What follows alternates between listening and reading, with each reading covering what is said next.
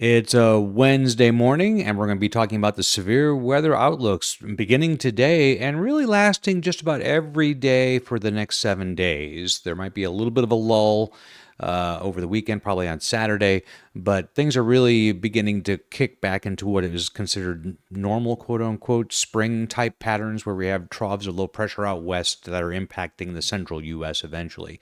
Here's the morning satellite, and what we're finally getting rid of slowly is this upper level low here, which has just been meandering around. It's actually a reinvention of something that started out here a week ago.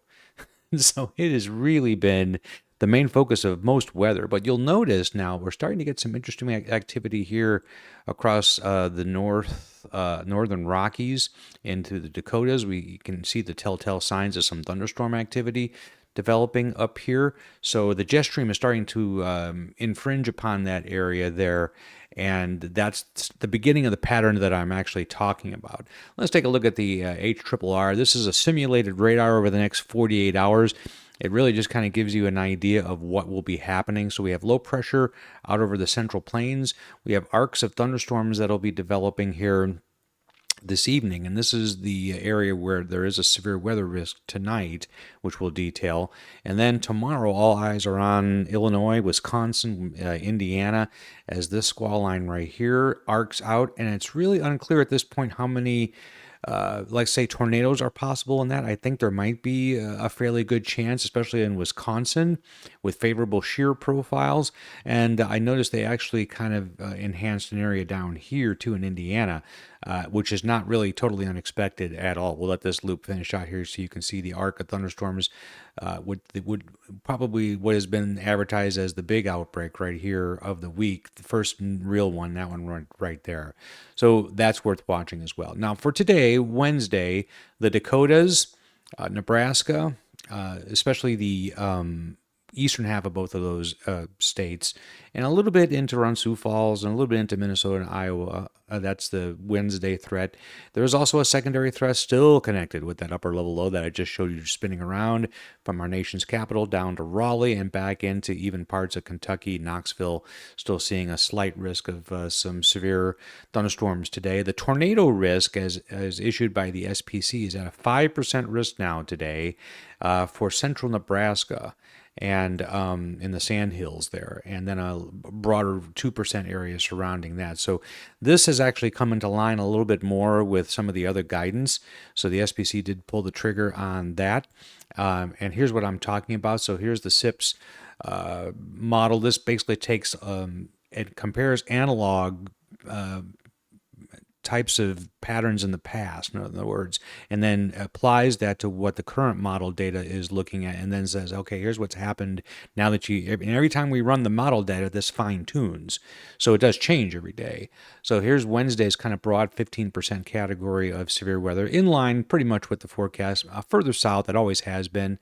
And then here's the tornado threat for today. So it's up to 5% in a larger area than the SPC is outlining. They're just kind of sticking to this area right here. But of course, now they have the advantage, obviously, any forecaster does, of seeing real-time data. So this might be a little broad, but also might be a representation of maybe thunderstorms that develop longer into the evening hours. That's a definite possibility.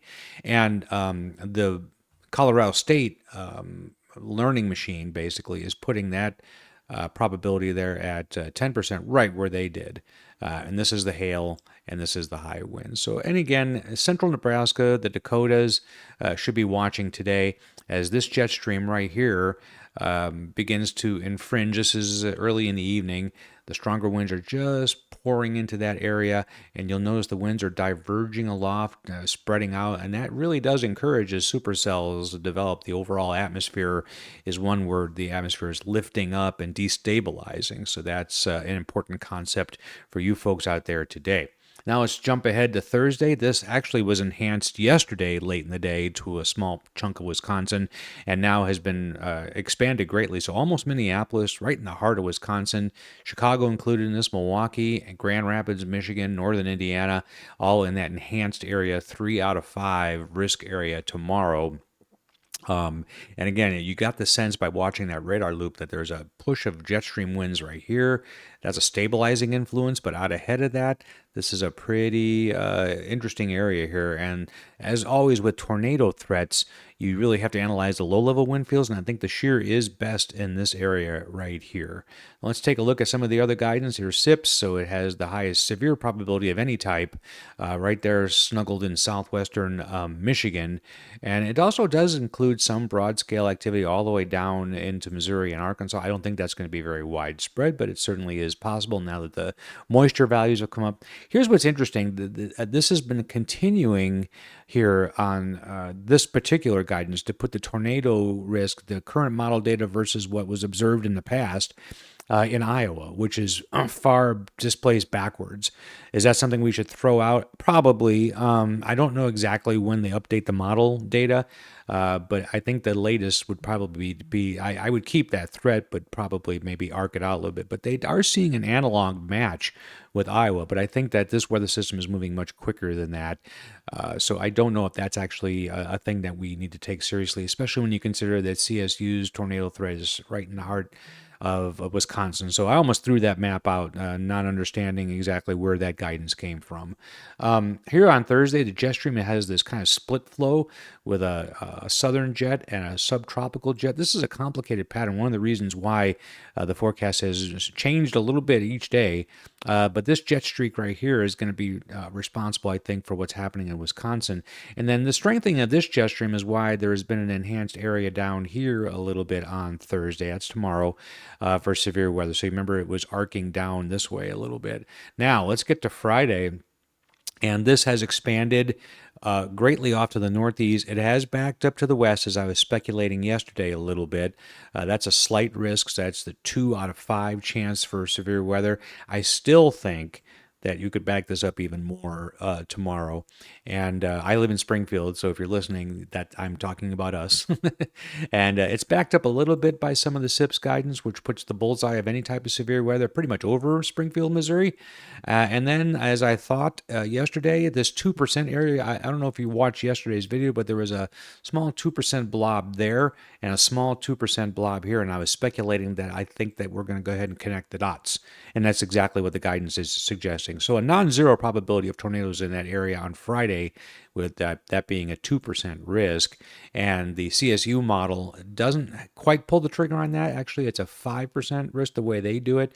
In Brown here, it's actually a slightly greater chance there, but certainly the bullseye is over central Indiana. With a 15% risk of a tornado. I think this one is within 25 miles. I forgot the measurement on that one. I know the SIPS is 68 miles.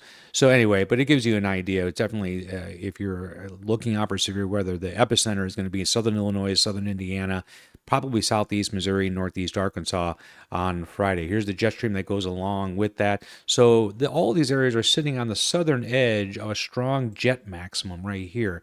It's not terribly curved.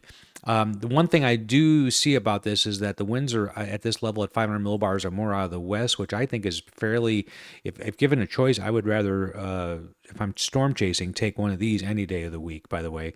But the main issue with this one is a lack of low pressure to make the winds at night back off to the southeast a little bit, which is what a thunderstorm with a tornado potential would be looking for. Now, sometimes at night, even without low pressure, the winds naturally do that.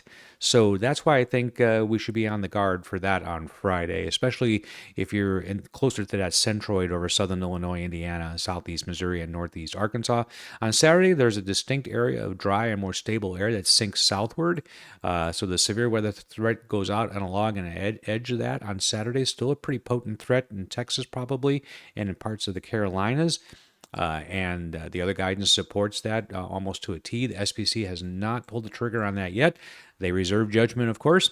On Sunday, we were talking about this yesterday, that jet stream out west is really pulling out a negatively tilted trough.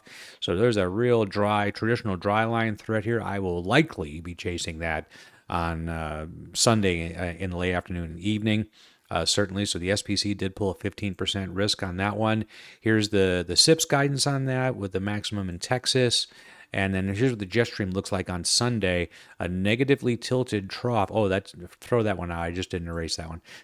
But a negatively tilted trough with strong jet stream winds circling around, and also this other little flying element, this subtropical jet. So how these interact is going to be interesting on Sunday. We'll see how the details pan out when we get closer. The CSU model has a broad brush severe weather threat on Sunday, and of course that's the SPC's outlook that goes with that. And then almost stalled on Monday, the SPC has central Kansas to central Oklahoma. Again, a very traditional dry line type of severe storm setup for sure, with the maximum right around Dodge, according to SIPS. And then the last one we'll look at here is the CSU.